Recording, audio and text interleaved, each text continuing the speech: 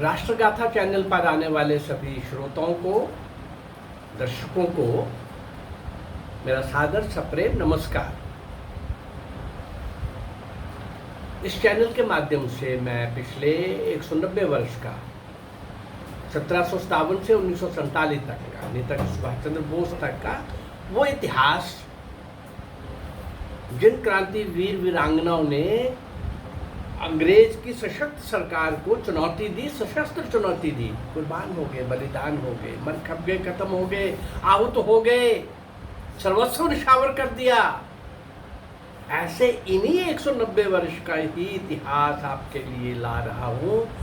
545 videos आप तक पहुंचा चुका हूँ और 99% वो क्रांतिकारी आपके सामने ला रहा हूँ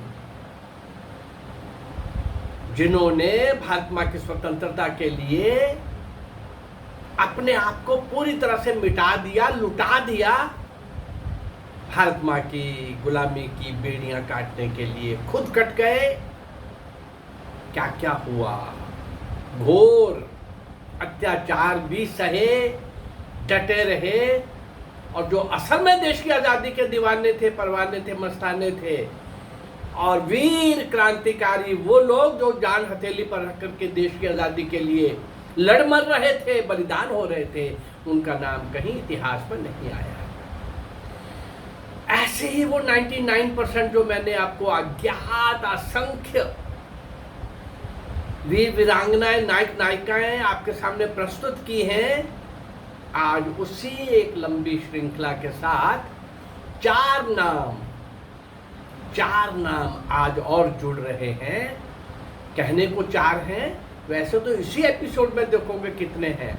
और इस 190 वर्ष की तो बात छोड़िए, अभी 1916, 1924 से 1942 तक ये 18 सालों के जो क्रांतिकारी हैं, जो आहूत हुए देश की आज़ादी के लिए, वही 500 से ऊपर बन जाएंगे।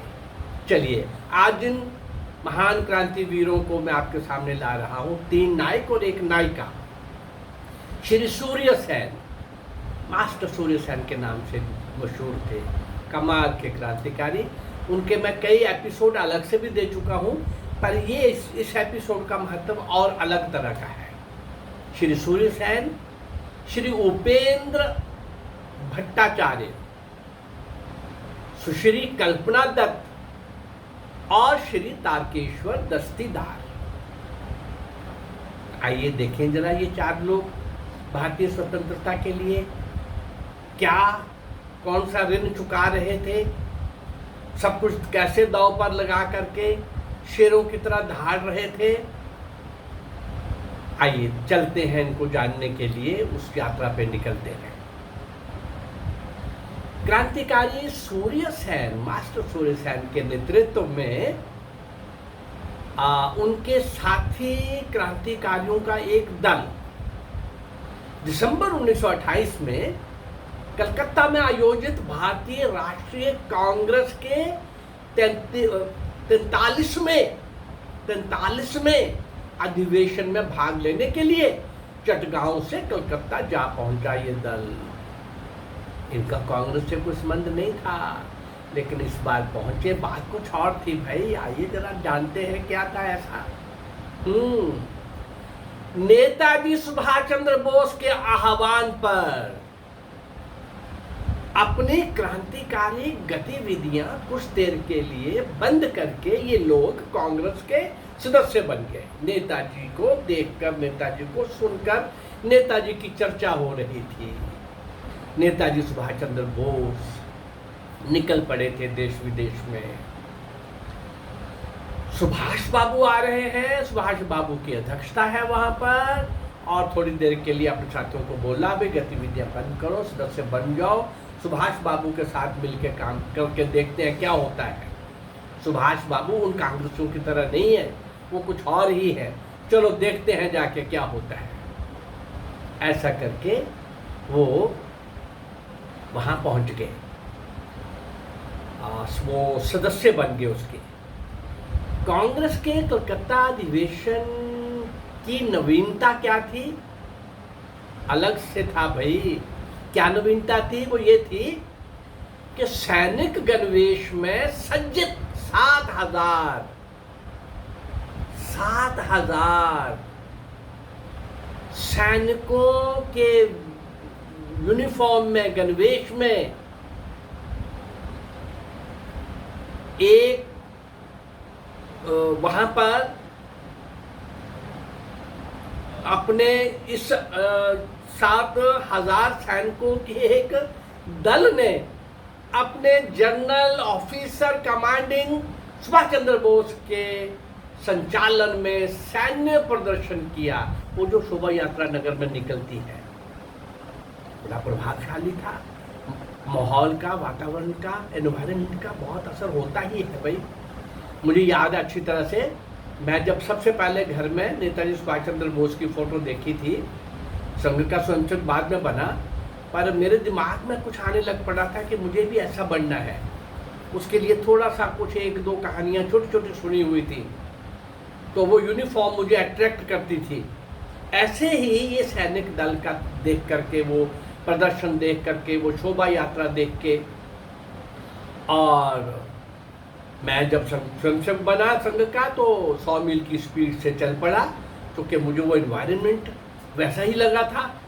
ये भी गणवेश पहनते हैं, ये भी, इनकी भी वो दंड हाथ में होता है, ये भी सैनिक की तरह कौशन देते हैं, तो एनवायरनमेंट का असर होता है। और इस प्रकार से उनके नेतृत्व में जो नगर के अंदर उनके नेताजी सुभाष चंद्र बोस के संचालन में ये सैन्य प्रदर्शन जो हुआ, और अध्यक्ष पंडित मोतीलाल नेहरू को गॉर्ड ऑफ ऑनर दिया गया। अब मोतीलाल नेहरू को गॉर्ड ऑफ ऑनर देने का तो बाद में पता चला होगा उनको कि ये मोतीलाल नेहरू और जवाहरलाल नेहरू क्या थे और क्या है, लेकिन उस समय कांग्रेस में मोतीलाल नेहरू थे। सुभाष तो अपनी प्रसिद्धि से, अपने दमखम से कांग्रेस के अंदर एंटर किए थे। सुभाष की तो एंट्री बहुत कठिन होती। चलिए, सुभाष चंद्र बोस के नेतृत्व में वहां प्रदर्शन हुआ, शोभा यात्रा निकली, और पंडित मोतीलाल नेहरू को गॉर्ड ऑफ ऑनर पेश किया गया, प्रदान किया गया। हाँ, इस समय दल, इस सारे को सैन्य दल की चुस्ती, कर्मठता और अनुशासन ये देखते ही बनता था, तो प्रभाव होता है भाई। और सुभाष बाबू भी एक अश्व पर आरूढ़ होकर सैन्य दल का संचालन कर रहे थे, और बहुत अधिक भीड़ देखने को बाहर निकली थी। शोभा यात्रा समाप्त हो जाने पर सुभाष बाबू और उनके सैन्य दल की ही चर्चा थी। सैन्य दल की पहली बार हुआ था कांग्रेस के अंदर, पहली बार हुआ था। और सूर्य सेन का जो अपना दल था, जिसकी गतिविधियां बंद करके वो वहां गए थे, अपना जो उनका सूर्य सेन का दल था, जो गया था स्पेशल संध्या के समय, शाम के समय एकांत उपवन में बैठा, तो चर्चा छिड़ गई कि भाई यार, ये सुभाष बाबू ने तो कमाल कर दिया, बिल्कुल सचमुच ही कमाल कर दिया। और किसी की आंख खुली हो या ना खुली हो, पर हम लोगों की आंखें तो खुल गई हैं, और हम ये अनुभव करने लगे हैं कि अपने दल का हमें सैन्यकरण करना चाहिए। माहौल का असर होता है भाई। हमारे लिए ये आवश्यक हो गया है कि हम अपने कार्यकर्ताओं को सैनिक के रूप में तैयार करें और सैनिक अनुशासन का पालन करें। हाँ, ऐसा करने से हम कार्यकर्ताओं में कर्मठता, परिश्रमशीलता, कष्ट सहिष्णुता, बलिदान भावना और उत्साह आदि, ये सब गुणों को, इन गुणों से अपने कार्यकर्ताओं को विभूषित कर सकेंगे। और प्रत्येक महान उपलब्धि के लिए ये सभी गुण होना आवश्यक है, अनिवार्य है। आपस में जो चर्चा हुई उसका परिणाम ये निकला कि चटगांव के क्रांतिकारियों की संस्था जो साम्याश्रम के नाम से इनकी चलती थी, नाम बदलकर अब उसका नाम हो गया इंडियन रिपब्लिक आर्मी के रूप में वो परिणत हो गई। साम्याश्रम भी इन्हीं की संस्था थी, लेकिन वो सैन्यकरण आ गया ना दिमाग में, युवकों में इस सेना में प्रवेश की होड़ लग गई। देखते ही देखते सैनिकों की संख्या 500 तक पहुंच गई, 500 तक संख्या पहुंच गई। अब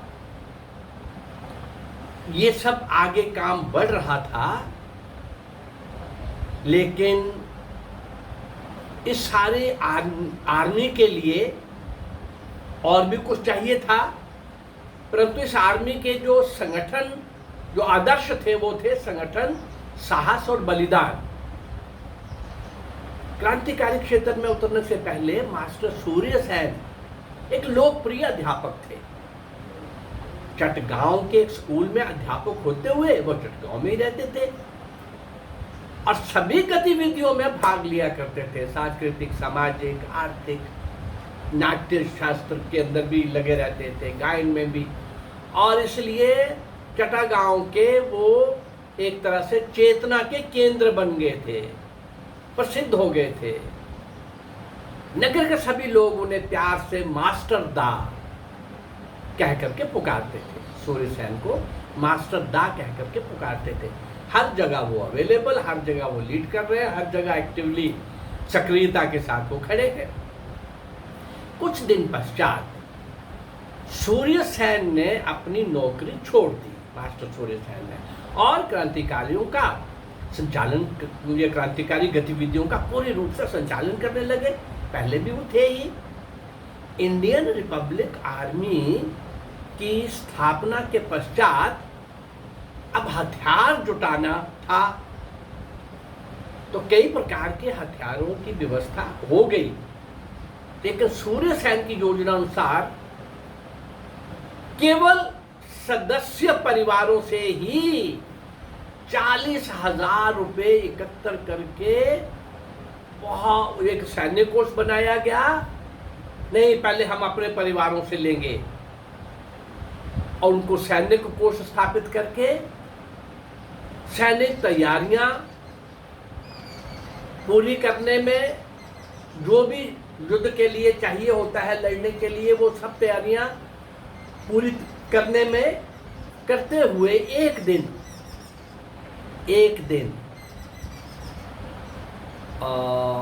एक पहाड़ी सूर्य कुंड पर, सूर्य सेन एक पहाड़ी सूर्य कुंड पर अपने साथियों में से निर्मल सेन, लोकनाथ बल, गणेश घोष, अनंत सिंह और नरेश रे और अंबिका चक्रवर्ती को अपने साथ लेकर सूर्यकुंड पहाड़ी पर पहुंच गए, चटगांव के सामने की पहाड़ी। और वहां उन्होंने अपने साथियों को बताया, मास्टर सूर्य सेन ने, कि भाई मेरे पास एक योजना है चटगांव के सभी शस्त्रागारों को लूटने की। वहां आर्मी का बहुत बड़ा केंद्र था, और आर्मी के भी और पुलिस के भी बहुत सारा एम्युनिशन सेंटर थे, स्टोर थे वहां पर। इस योजना को पूरा करने के लिए सभी ने हार्दिक समर्थन दिया। हाँ, ये करेंगे, बिना हथियारों के तो बात नहीं बनेगी। तो योजना को अंतिम रूप भी प्रदान कर दिया गया। अब जो कार्य उन्हें संपन्न करने थे, ये वाले शस्त्र लूटने के, उसके लिए उन्होंने एक 20 सूत्री कार्यक्रम बनाया। और वो 20 सूत्री कार्यक्रम क्या था, ये हम कल ही जानेंगे तो अच्छा है। ये 2-3 पार्ट के अंदर, और अभी 3 क्रांतिकारी और मुझे आपके सामने लाने हैं। कई नाम तो बीच में मैं वैसे भी आपके सामने दे रहा हूँ। ये सब लोग भाई कोई कम नहीं था, सबके सब लोग बलिदान हुए, सबके सब लोगों ने देश की आज़ादी के लिए अपना सर्वस्व न्यौछावर किया। तो पार्ट 2 के अंदर हम आगे बढ़ेंगे कि वो 20 सूत्री कार्यक्रम क्या था, फिर वो कैसे आगे बढ़े, और शायद तीसरे पार्ट में हम देख पाएंगे कि मास्टर सूर्य सेन और उपेंद्र भट्टाचार्य, कल्पना दत्त और ताशकशोर दस्तीदार का कितना बड़ा योगदान था। बाकी और जो नाम लिए हैं इन सब का भी योगदान था। इस चैनल के माध्यम से मैं सब वो लोग आपके सामने ला रहा हूँ। ये सारे नाम सुनकर के आपको भी तो आश्चर्य हो रहा होगा, भाई किसी ने नहीं सुना। जहाँ ये पैदा हुए वो लोग भी नहीं जानते। बीच में कई पीढ़ियों का, जनरेशन्स का गैप आ गया, पर हम इन पुरखों को, इन बलिदानियों को जिंदा रखेंगे, अपनी श्रद्धांजलि से इनको अमर करेंगे और इनका जीवन आज की पीढ़ी के सामने रख करके प्रेरणा केंद्र के रूप में इनकी ओर देखेंगे। मेरा ये प्रयास अगर आपको अच्छा लग रहा है तो इस चैनल को लाइक करिए, सब्सक्राइब करिए और शेयर करिए। नमस्कार, जय भारत, धन्यवाद।